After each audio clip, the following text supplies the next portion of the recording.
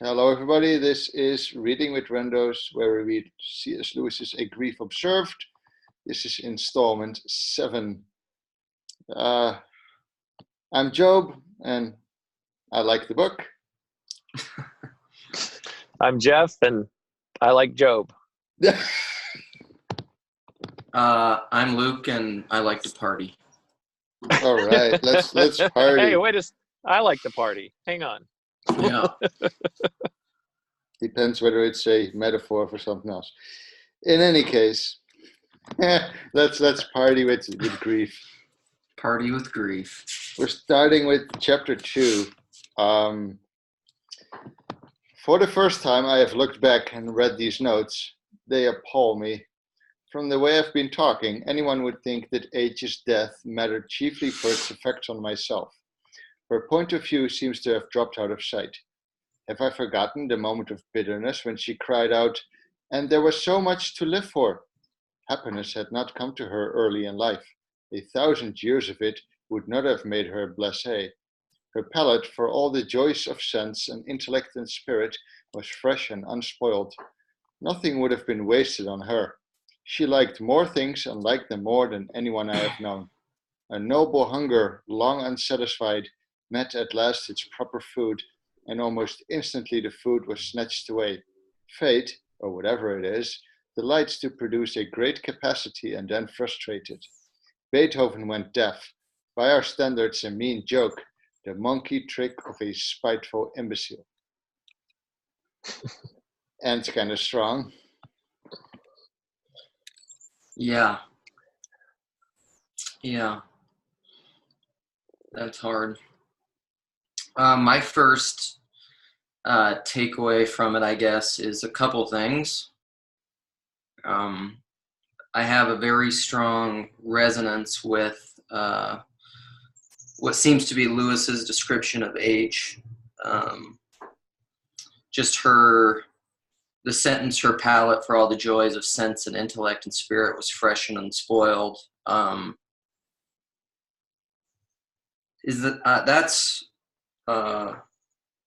And maybe that's just my enthusiasm, because if you do my Big Five personality test, my enthusiasm is like the 98th percentile. So very often I was just interacting with Sarah, and I was saying, she said this line, which is very much mine, which is, I want it all or nothing at all. If I'm interested in something, I'm interested 100%. I either couldn't care less, or I'm just fully interested. And so I get really fired up about things.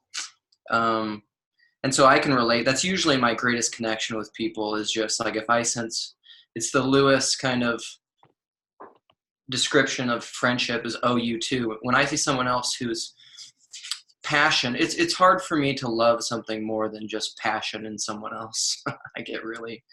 So I could sense that. And it seemed, especially with his description of her, why it could seem so bitter and hard is that, when he fell in love with her, the connection that they must have had and the interaction they must have been kind of a fulfillment to some degree of her hunger for some kind of connection with someone else who maybe had similar passions over similar things, and then all of a sudden to have the rug pulled out, It seems to kind of hint almost that Lewis, but he doesn't strike me as such, but it looks to me that it sounds like there is some sort of justice, in the sense that the more you enjoy life, the less it should warrant itself to be taken away, because you probably appreciate the gift, instead of some person who just kind of lives kind of in Camus' The Stranger, and just grows to be 103 years old, and somebody like Age, just full of life and wonder and joy and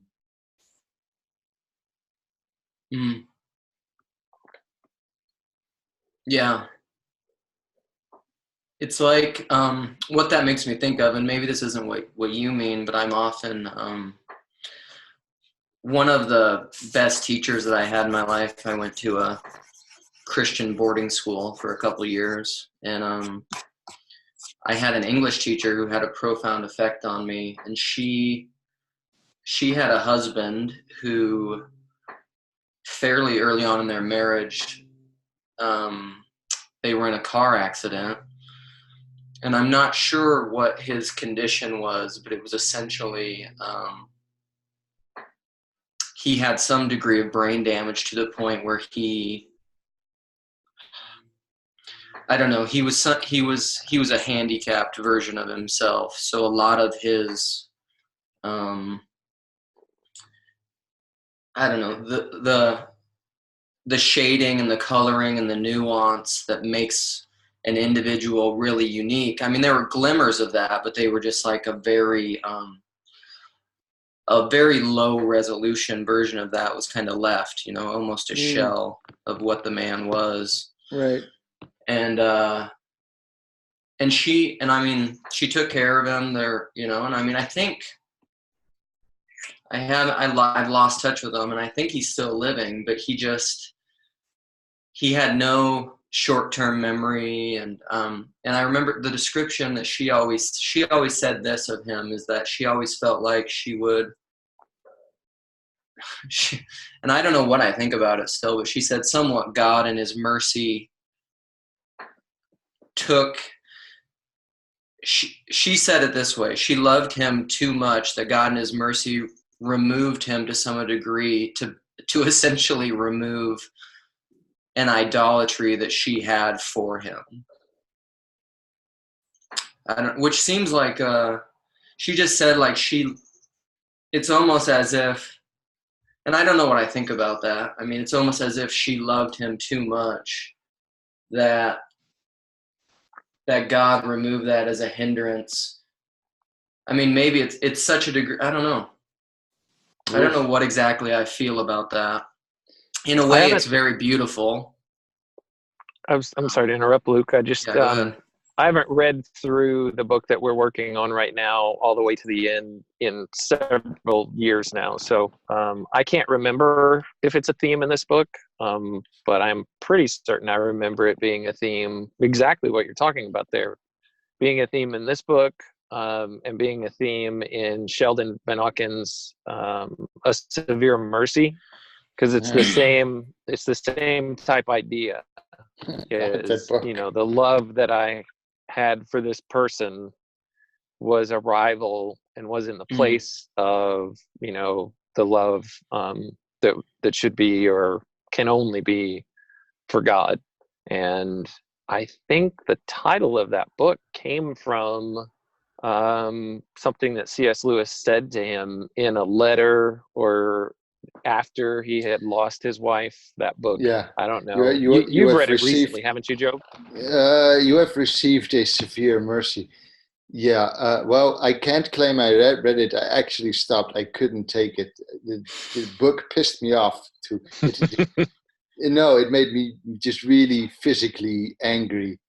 The characters, not the tragedy, the people. That's another discussion. Let's not go there. Let's not go there. Our next reading.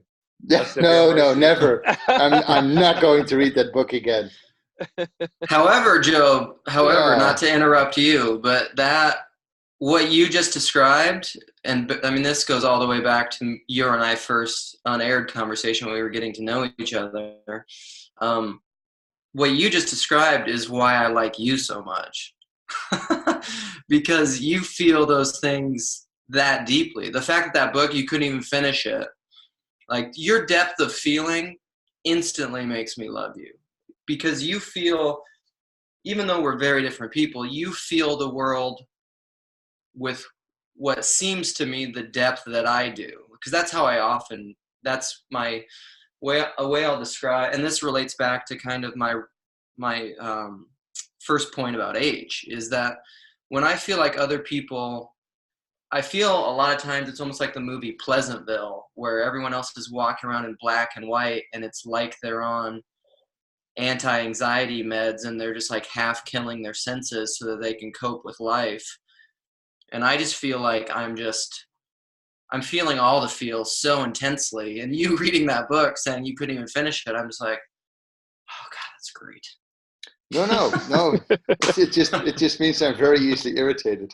Well, that's the negative side of it, maybe. But I think you're so easily irritated because, and you could elaborate on why this is, and we don't have to go off on a severe mercy, but it's you feel like something is misaligned, which is probably what's causing your irritation, which is stemming from a desire for beauty and justice and shalom, and for the world to be as it ought to be. Oh no, man, no. I appreciate your view of me, but that's so wrong. No, I'm just a judgmental asshole. That's why. Well, I don't know. Maybe yeah. I'm tempted to want to hear Job just elaborate on everything in that book that triggered him, but I won't. Okay, yeah, we got to get back to the book somehow. What were we? Well, otherwise I gotta, I haven't heard Jeff's idea on this yet. I didn't really have much. I feel like I actually did do some prep work for this portion before we started today, and I feel like he goes on kind of on this same thought for about 3 paragraphs. So it might be good to just jump into the next one to see him elaborate on it. Okay, I will interlude by Luke's request with some thoughts I wrote down about the severe mercy. Here we go, Luke, you ready? Yeah. It would probably be a bit much to convey over text, but the way they seemingly adopt Christianity as a quote-unquote nice extra thing with their Oxford friends in their Oxford lives, uncorking the next reserve Burgundy during their Christian book club with the dreams of their schooner, just them and Christ and nothing else. Have these people ever seen anybody who's not elite upper class suffering or poor? Van growing up with his house with frigging servants will take Christianity as the next proper coat to wear, and them coming back to the US and having the gall to complain about the people there. I don't hear a single thing about caring for people or wanting to get a better understanding of another. Ugh, I'm making myself read the book because you recommended it, but... And that was a discussion with somebody who recommended I read the book. Just a side note for everybody watching, we're taking a big left turn into Job's thoughts on another book, A Severe Mercy. Let's go back to A Grief Observed. Which is tangentially associated with C.S. Lewis. I'll cut it in post. We're good. Yeah. Everything's related, Job. See, but I still hear that. Yes, there's judgment, but I still hear underneath that, you're mad at them because they're not caring for the other, or they're not seeing with eyes outside of their own myopic self-absorption. Oh, sure, but I only get to do that if I'm doing a better job of it, which I don't, so I'm a hypocrite. QED. You see too much of yourself in them, Job? Is that what it is? Oh, no, but it's just very easy to criticize others while, sitting on your nice high horse eating caviar. Well, I never eat caviar, it's too salty. I mean, we know that the 3 of us have it all figured out, so we're good. Oh, yeah. Anyway, let's continue. Yeah. I must think more about age and less about myself. Yes, that sounds very well. But there's a snag. I am thinking about her nearly always, thinking of the age facts, real words, looks, laughs, and actions of hers. But it is my own mind that selects and groups them. Already, less than a month after her death, I can feel the slow, insidious beginning of a process that will make the age I think of into a more and more imaginary woman. Founded on facts, no doubt. I shall put in nothing fictitious, or I hope I shan't, but won't the composition inevitably become more and more my own? The reality is no longer there to check me, to pull me up short, as the real age so often did, so unexpectedly, by being so thoroughly herself and not me. Luke, it's becoming an icon and therefore an idol. Yeah, for sure. That's what I was thinking. I listen to you, man. Yeah. I pay attention. Good, yeah. That's exactly what I was thinking. And what's interesting to me about this, I mean, part of it is, we're all a confusing mixture of many different people. But I think of the quote, Jeff, that you sent me from his essay on historicism. I mean, Lewis knows better than what he's writing, as if he's putting forth nothing fictitious. I mean, that's what we're doing all the time. I mean, you're never seeing the thing purely. That's the difference between an icon and an idol. And so what I do relate to is he's saying the reality is no longer there to check me, whether or not we're seeing that fully clearly. Even when another person is alive, they are still in, a person, an agent there that's pushing back against you actively versus your own mind. So yeah, for sure. It's oh man, that's my, I don't know what exactly his fear is. It's maybe obviously it's not having her there, but it's just the isolation, the loneliness. I don't know. What it's making me think of is one of my biggest fears is just being left. What this makes me think of is being left to myself. Like, that's one of my biggest fears. I don't,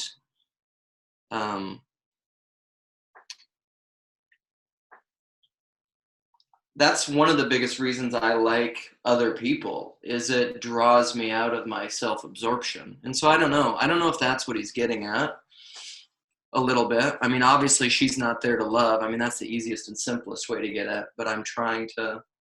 Well, she's not there to be herself, but she's also not there to show him to himself. Right.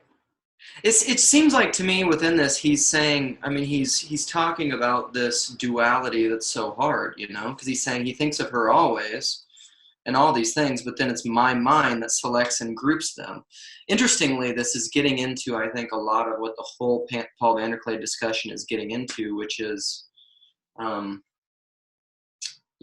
material versus spiritual. What is the material world? Mind versus physical, duality.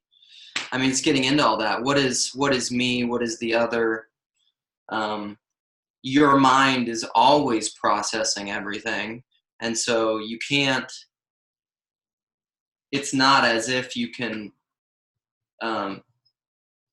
extricate yourself from that process. There isn't such a thing. So it kind of gets into the loss of yourself in the other, maybe kind of like what Guy Senstock was talking about. When did you ever watch that conversation with Paul and Guy when he was talking about circling? Have you seen that, Joe? Is that ringing a bell? I think his name's Guy Senstock, right? Yeah. Is it the guy with the long beard? No, the guy who went to the French school? No. He's bald. Yeah. He lives in California, I believe, German descent. Obviously, he has a decent fashion sense because that shirt was dope. I definitely don't recall. No, that was not the astrophysicist, right? The what? No. I don't know. Paul talks to too many people. Oh no. He's a former masseuse, among other things. So he talked about knowing through his hands and stuff. I don't know. It's one of Paul's conversations that's stuck with me the most. But he talks about, he teaches now this process called othering, where he says you're almost, and they talk a lot about listening. And when you're really listening to someone else, this is the point that I'm referring to. You're no longer, your ego shuts down. You're no longer processing. You're not waiting to speak. You're just fully absorbed into them. And it's almost like you merge. And so it's almost like the loss of that whole duality of thinking, like, I'm thinking about H always, but yet if you're still doing that in a self-absorbed way,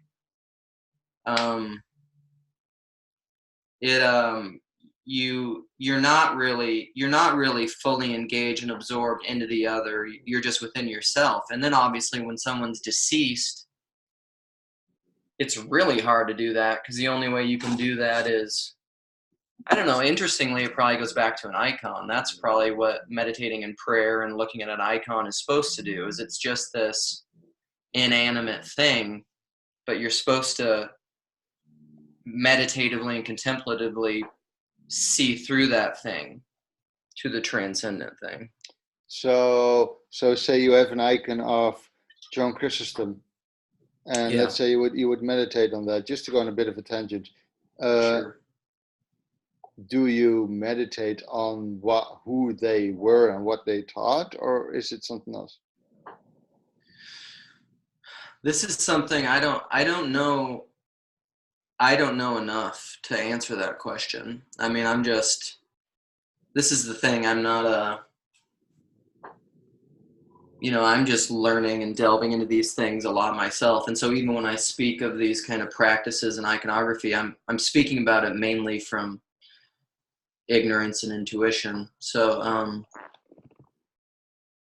I think it's just a contemplative practice where you are praying or speaking or understanding that it's almost, see, I don't know, the way that I guess that I would understand interacting with an icon is the same way that I think if healthy, I would be interacting with you, is that I'm engaging you in your otherness and understanding you and listening to you, but also understanding, never replacing you for my for my projection and my image of you. Because that would be to make you static versus this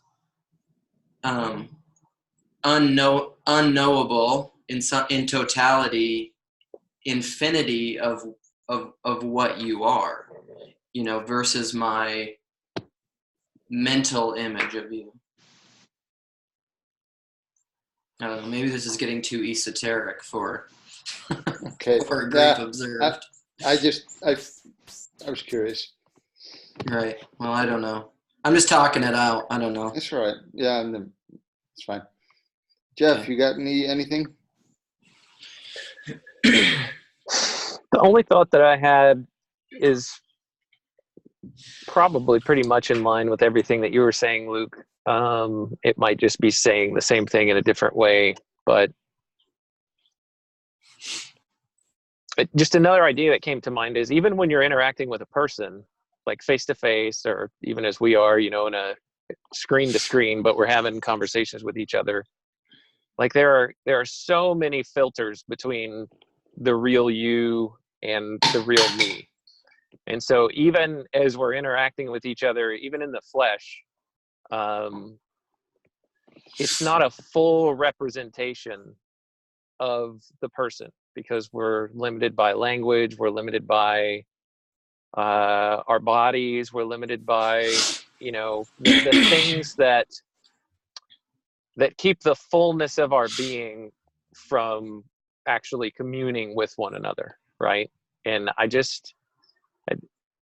I was about to say, I don't think that there is anything on this plane of existence that allows us to be able to do that. I think that's I'm probably saying too much. I'm saying more than I could actually prove is true. So that's probably not the case. There are likely ways for us to actually relate and commune with one another fully that we're just not aware of yet, or that we haven't tapped into. And I partially don't even know what I'm saying by making But this don't you statement. think so to add on to that point though, Jeff, don't you, I mean, and maybe I feel like I have had and do have experiences in conversations with people, maybe singing with people, I feel like I have interactions with people where you kind of transcend, where you transcend the kind of duality, where you do merge more in the way that Guy's talking about. They're the kind of moments where you I don't know. It's a kind of akin to what Vervaeke would talk about, or like a flow state or something, where you just like you. I don't know. It's hard to put words into because you don't. It's almost more like you and maybe in some degree this gets into what, and this is something we've been talking about in a lot of the Barfield conversations, but that's maybe where you're getting glimmers and tastes, subtastes, pre-tastes of what final participation is, which isn't a loss of the self, but it's a transcendence, and it's a merging, it's a dance, it's a unity. It's almost like it's fringing on Trinitarian participation or something, where there's distinction but unity. There's difference but yet oneness. And I feel like I get close to tasting that with people sometimes. It's rare. I would say it's less than 1% of my conscious existence, but there are moments where that happens. Yeah, I'll just say that the times where we feel those moments where we feel most connected, or where we felt most connected and we felt like there's like a really deep connection with someone or with a group of people, I think you're right. I think we're only getting glimpses or pieces of an infinite depth that's there with that person. And when I say infinite depth, I'll try to cage that still in a Christian frame and say infinite depth in the sense that, the imago Dei that's in each person is there's such a depth there that we can't even perceive of, that we would be, if we could, able to connect with and feel unified with, I guess. But you're doing it in like almost it's got to be, it's like and this is where I'd evoke this or bring in this term transrational. It's not an articulatable experience because it's outside of that realm. It's like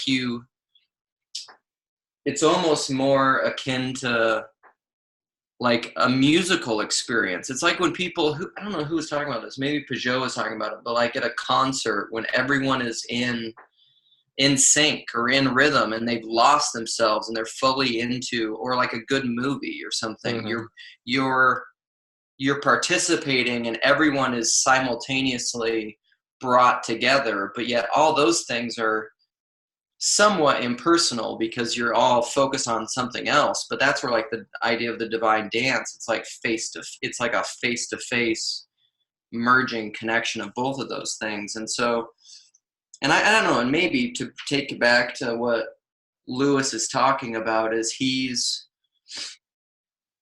and I don't know where he got and where he'll get further in this book, but like he has maybe in his mind, because of maybe the starkness or the way that he conceives of death and that separation, is that he has lost that ability or that faculty in her death to have any degree of that participation anymore, which I don't know from more of like an Orthodox perspective and how we view death. I mean, it is clearly different, but yet not having a person here, but the finality of death and how we relate to that in relation to time is something that's much more ambiguous and mysterious within an Orthodox tradition than like the tradition I was raised in, for instance. It's just like they're dead and gone, that's over. But the Orthodox would say like every liturgy and coming up on All Hallows Eve and All Saints Day, and we're communing with the dead and praying for the dead all the time. I mean, obviously it's different and there's a tinge of bitterness in there because they're not like what we're doing right now is obviously not possible anymore. It's not like this. But I don't know that precludes other ways of interacting that don't involve necromancy and smelling salts. It's not like this was possible 20 years ago. Yeah. And I don't know that, I don't know. This is where I become weird and kind of occultish, but like I just don't know what human. I don't know what humans are capable of, and not even using technology in this way, because this is like this is us interacting through some kind of a proxy, like a material proxy and technology. But I mean, I don't know. Like, I could really derail this, but this is where like no, Rupert Sheldrake. I was gonna bring in Rupert Sheldrake. No, I could smell that from a mile away. You know, you should watch sometime, by the way. He has a video on YouTube of pets that know when their owners are coming home. It's a phenomenal, and it's a profoundly interesting video. Because they set up morphic resonance throws off my woo sensor, man. Dude, it's a study. They do it. Yeah, I know. It's a double-blind study with empiricism. They set it up with like. Quick aside. No. They set it up, these pets, and they watch them. They have cameras on the people, and they have cameras on the pets, and they take different cars, so they can't anticipate the cars. They go off. They do random phone calls, knowing when the people are going to come home, and they monitor them both at the same time. So there's no way. They change the systems and the times and everything, so there's no way that you could equate it to just habit or ritual or anything. But statistically, in a way that's like within well beyond standard deviations of doubt, the pets can anticipate, like in real time, the person will get a phone call, a random phone call, knowing they need to get home. They'll start moving toward going back home.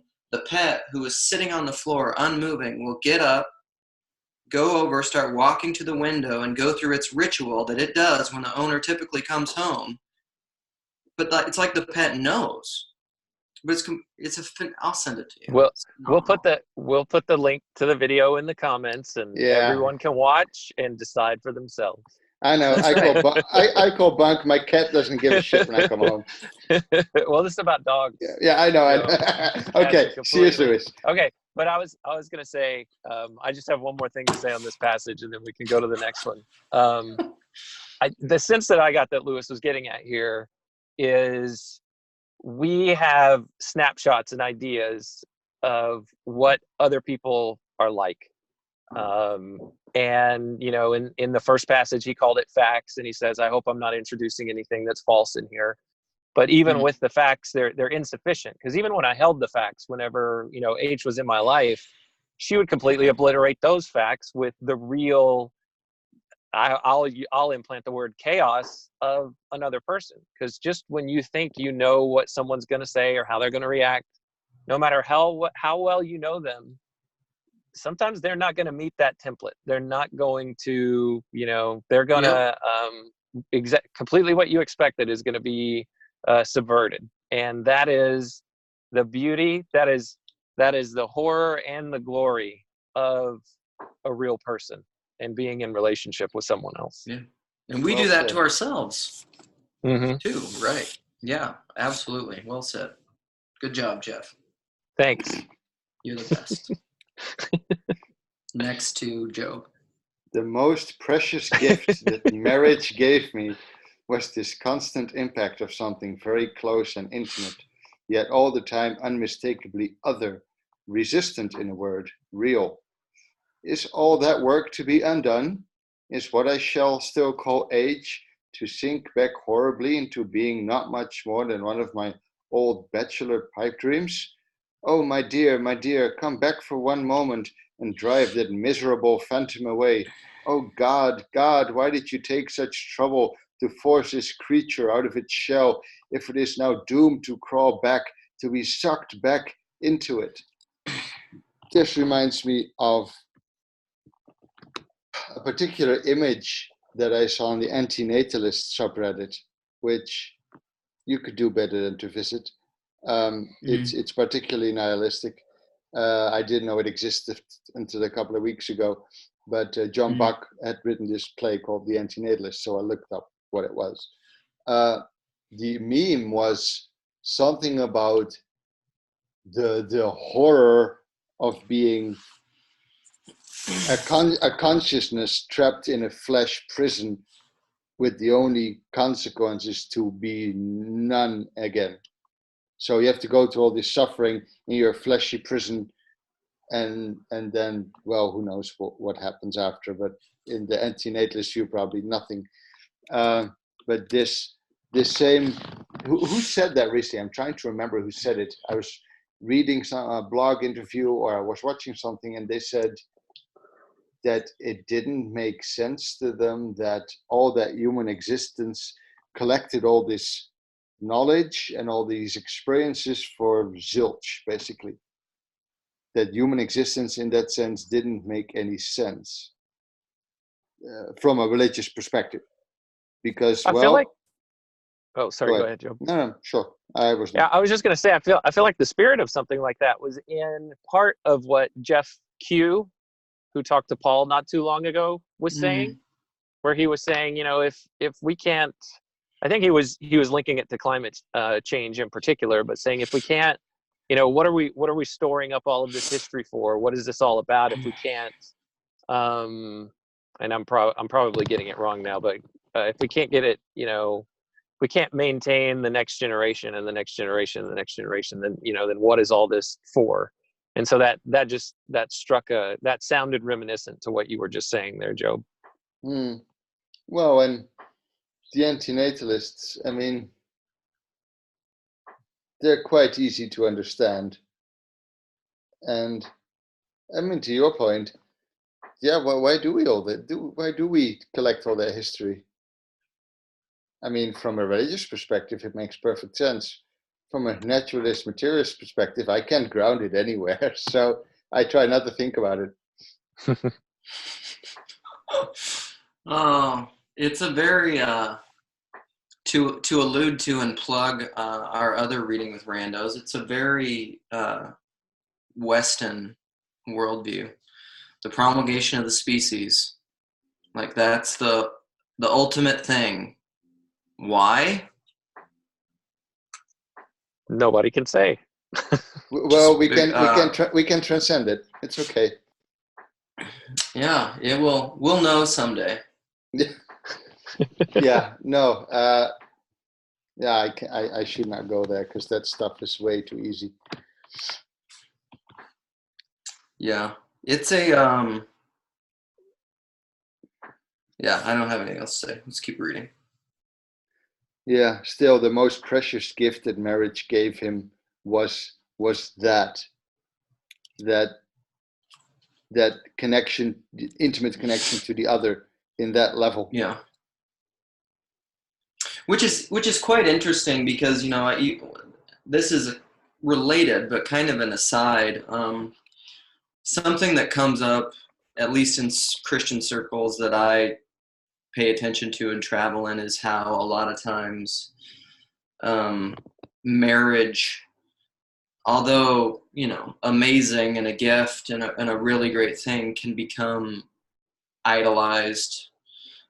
Tim Keller talks about this. A lot of people talk about this because particularly in church culture, and specifically in what I know best is conservative church culture, particularly within evangelicalism, and probably outside of that, that we don't, there's no place for singleness, and marriage is elevated to this status that's like, well, that's just what you do. Like you are born, you go to school, you go to college, you get married, you have kids, which is probably the normal way of doing it. But because of probably the loss of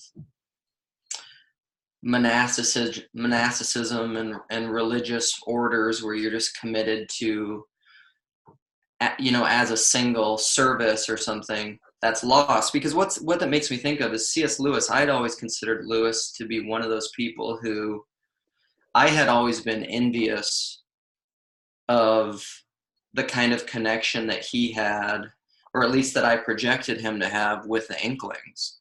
I'm just like, good grief, I want to be best friends with like a Tolkien and a Barfield and a Charles Williams. I'm like, I don't have a group of people like that. And I think Oh, interesting. no! Okay? I'm sorry. Sorry we let you down, Luke. Interestingly, what I was gonna say is interestingly through the Paul Vanderklay world, I have gotten some of that. Like you've kind of simplified the work. It's like that's how I've described to people in my real life. I've said that this community is it's kind of like it just went all throughout the world. We're over there in like the fishbowl of the Netherlands underwater, and it's found like all these people that are interested in all the stuff I'm interested in, that have this like just voracious appetite for content and want to talk to me about this. But there's people in this community that take in more content and want to talk about it more than I do. I've never found anything like that in my life. And so all that to say is like whatever H was, and all this connection that Lewis had with these Inklings, these other guys, she was more than that. I mean, she, to some degree, I mean, in some way, I mean, and obviously, I mean, there's the intimacy that comes with the physical intimacy that comes with marriage. That's part of it. I mean, they were connecting in every way. And so, well, there's also the interesting dynamic of, Lewis corresponded with pretty much anybody who wrote him a letter, right? Yeah. And that's how the two of them met. Is she was reading his books. She started writing to him. She was an author as well. But I have not read that Joy biography that Paul Vanderklay has talked about. But I get the sense that there was a bit of a stalkerishness, somewhere in there. Now, Paul said I might so, not, yeah. So I might not be conveying that fairly, but you just think of, like, if you were to think of somebody who you had just like really high regard for, just based on their level of thought that they've put in a book or a film or some type of a work, and it's just maybe a person that you have drawn a lot of insight from and have become intimately familiar with just through their work, and then you start talking to that person. The point that I'm trying to get to here is she had a different level of perception and things that she saw in him and understood about him that she had just really spent a lot of time on, potentially, that he didn't even realize about himself. And so there's that layer added to it as well. I think that,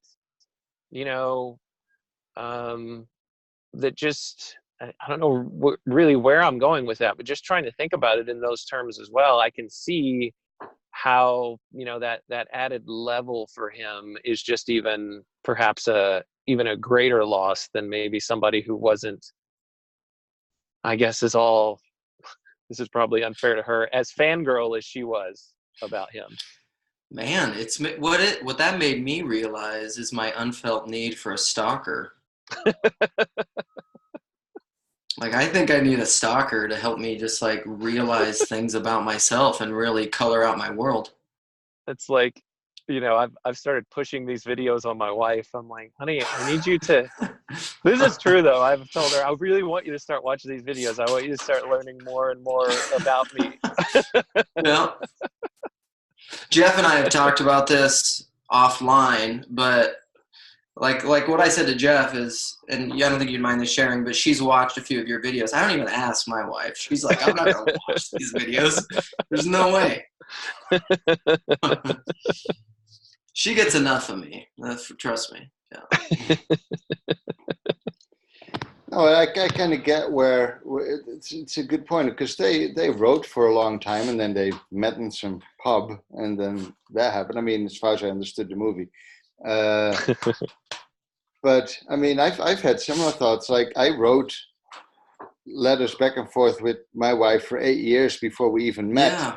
And I'm thinking, if she died, then I could maybe find someone else, but I could never have that sort of, Yeah.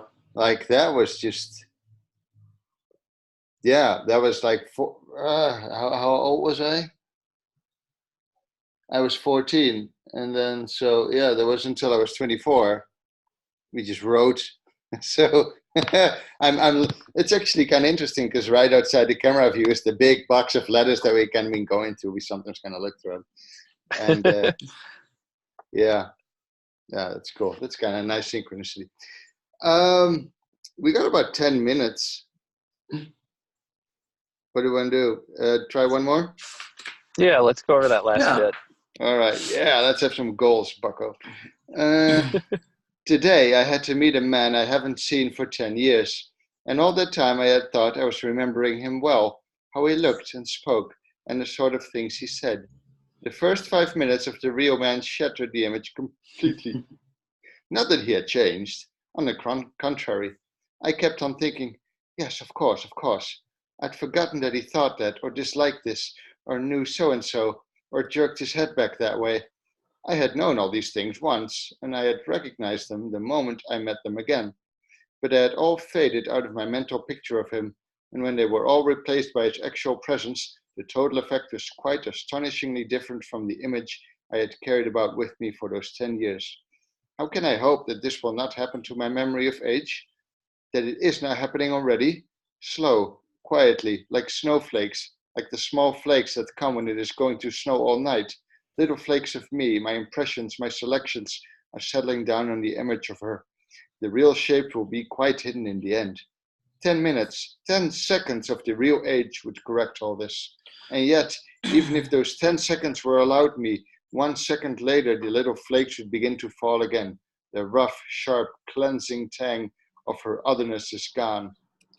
And this is always when you see, like, I've helped people get like the last voicemail off of their phone in MP3 of like their dead father so that they could still listen to the last recording they had. Or I read of a heartbreaking post once on Reddit where a man said, yeah, my wife and I, we had this thing where we would leave these random post-it notes in and around things for the other to find. And like after she died, he was just going through some stuff and he finds this post-it note of like, I love you, doofus. And he just breaks, you know, she's gone and he's still finding her, but not really, but he's finding her spirit in that sense. Well, so yeah, so I think that's a brilliant, what I was thinking and feeling during this paragraph and that illustration of the post-it note makes me think of, makes me think of this, is that I think the strength and the benefit and the grace of having a living person interacting with you and constantly, like he was saying, shattering your image is it forces you to interact with a person as an icon. You're not allowed to set up your false image of it because they constantly smash it. You know, a real person is an iconoclast that's smashing the image, smashing the image, smashing the image.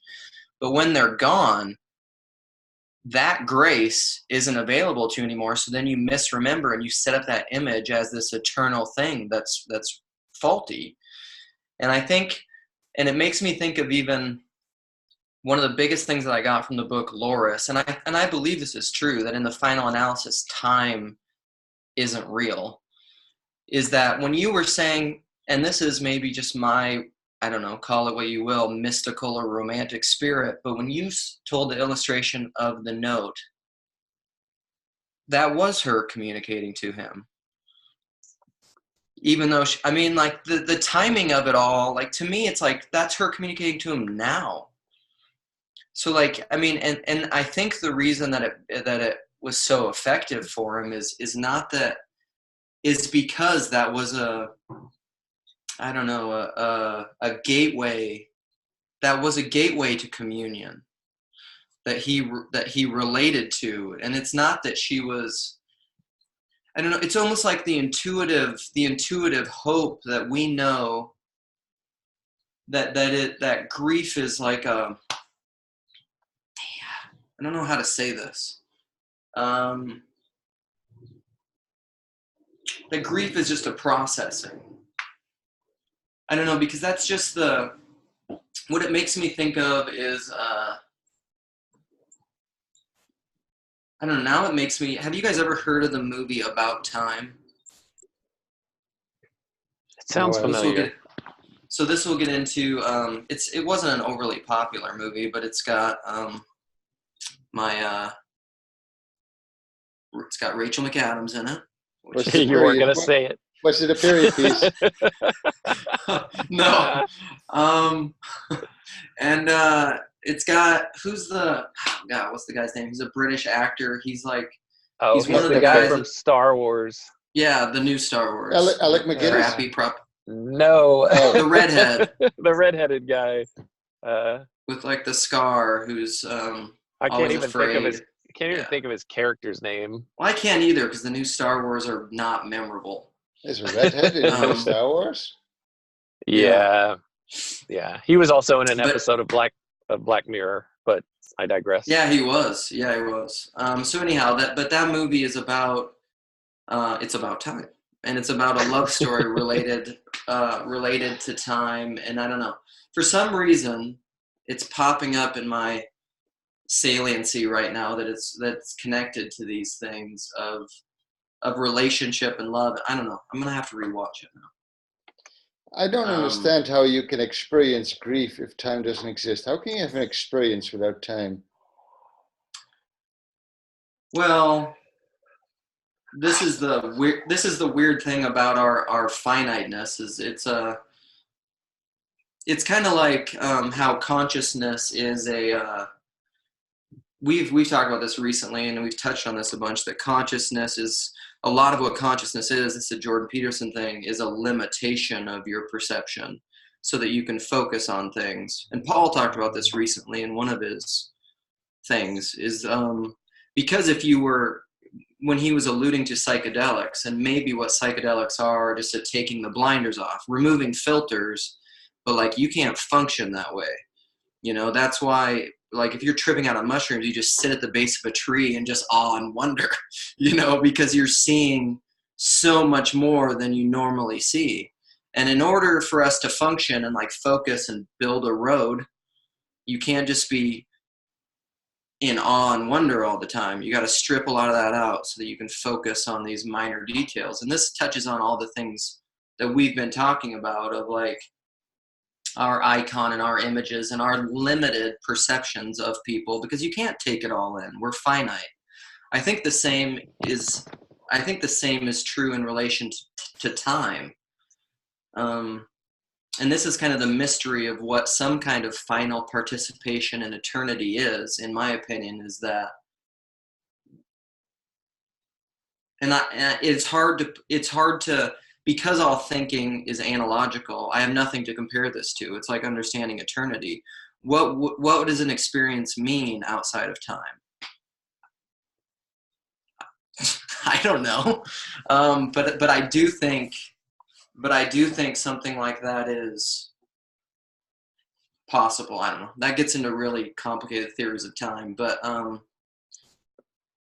I don't know. We're getting afar from the text again. And we only have 2 minutes, so speaking Well, of time. I did want to say one little thing about this. We'll see if I can keep it to 1 minute. The note illustration and the piece that we just read about, you know, his memories and his ideas of H, you know, being snowflakes that are covering up the real version and eventually won't be able to see it anymore. The memories that I have of a person to me are those snowflakes. So they're not, they are tainted, or they are colored with my own interpretations of them. So they're not necessarily, they're certainly not the person themselves. And so I have that. And then I'm thinking about the person that you described in the illustration with the notes that he was finding of his wife after she had passed Job. And for me, I agree with you, Luke. Those notes are actually representations of the real person that are completely, well, I wouldn't say they're completely disconnected from his memory of her, but they are shedding new light on, and they are informing, and they are bringing to that moment her in her reality, the real her. Now, it's interesting. It's a representation. It's playing with the dynamic of time, because yes, those were written down, and it was her in the past that was putting herself there, or a part of herself there, her spirit, as you said, Job, on the paper. But it's a her that transcends death and even transcends time, because he's getting to experience a part of her that he had never experienced before. Yeah, that note is a iconic representation that he's seeing through to her, which is why he was moved, why he was mourning, why he was hurt, is because of that, the loss of her, which is that real life, living, breathing, embodied presence of her inside. That's the iconoclast destroying his false images of her, because what he loves is her, not these images, not the photographs, the real thing. And it aches because he's getting something in between, right? He's not getting the memory, but he's not getting quite the her that he had experienced when she was alive. He's getting some kind of weird mix in these notes. Yeah. Right, Job? Yeah, I think so.